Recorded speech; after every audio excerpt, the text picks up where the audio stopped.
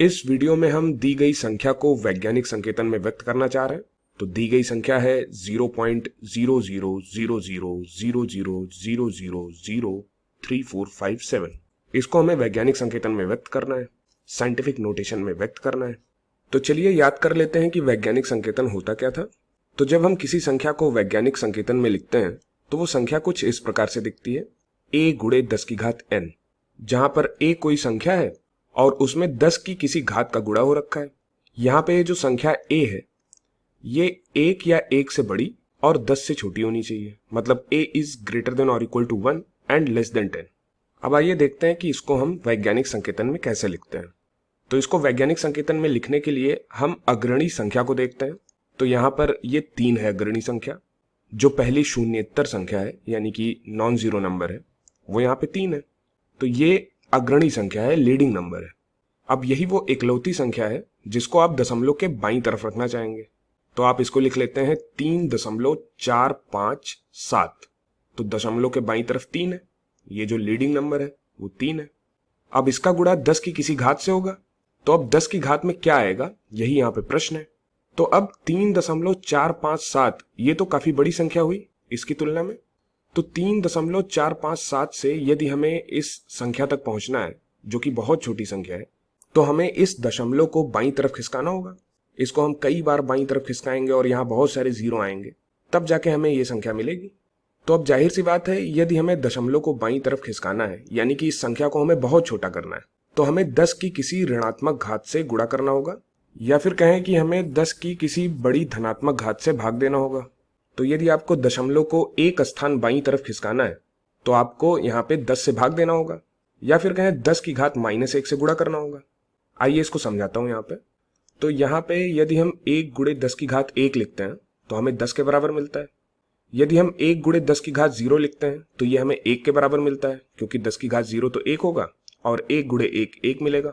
अब यदि हम 1 गुणे 10 की घात -1 लिखते हैं तो ये 1/10 है, और 1/10 ये 0.1 के बराबर होगा। ऐसे 1 गुणे 10 की घात -2 ये 1/100 के बराबर है, और ये 0.01 के बराबर है। तो क्या हो रहा है यहाँ पे देखिए, जब हम 1 में 10 की घात -1 से गुणा कर रहे हैं तो दशमलव एक स्थान बाईं तरफ आ गया। ये 1 है ना, 1 को हम 1.0 के रूप में देख सकते हैं। तो जब आप 1.0 में 10 की घात -1 से गुणा कर रहे हैं तो दशमलव बाईं तरफ खिसक गया ना, तो 0.1 हो गया। अब जब आप 1 में 10 की घात -2 से गुणा कर रहे हैं तो दशमलव 2 स्थान बाईं तरफ खिसक जाएगा ना, तो 0.01 हो जाएगा। तो यहां तक सब ठीक है, उम्मीद है आपको समझ में आया होगा। तो अब इस दी गई संख्या को हम जब 3.457 गुणे 10 की घात में लिखना चाह रहे हैं तो 10 की घात में कोई ऋणात्मक संख्या आएगी, और वही हमें देखना है कि कौन सी ऋणात्मक संख्या यहाँ पे आएगी। तो हम देखते हैं दशमलव को जब हम 10 की घात -1 से गुणा करते तो दशमलव एक स्थान बाईं तरफ खिसकता और ये 3 के बाईं तरफ आके लग जाता है ना।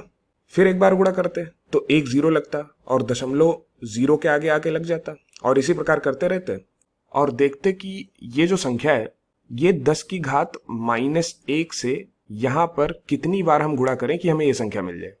तो आइए करके देखते हैं।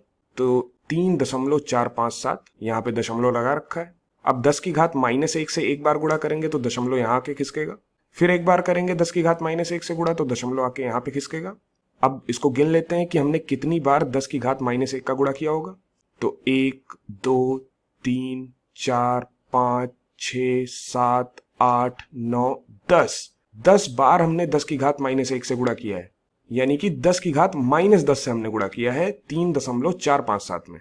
तो जब हम 3.457 में 10 की घात -10 से गुणा करेंगे तो हमें ये संख्या मिलेगी 0. उसके बाद 9 बार 0 है, फिर 3 4 5 7। तो इस दी गई संख्या को वैज्ञानिक संकेतन में हम इस प्रकार से व्यक्त कर सकते हैं। तो हमारा उत्तर क्या होगा, इसको यहाँ पे साफ साफ लिख लेते हैं।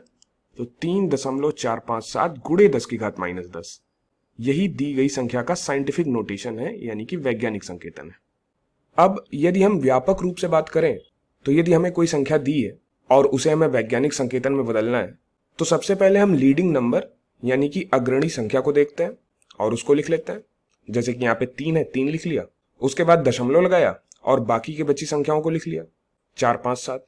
और जाहिर सी बात है ये अग्रणी संख्या 1 या 1 से बड़ी तथा 10 से छोटी होगी।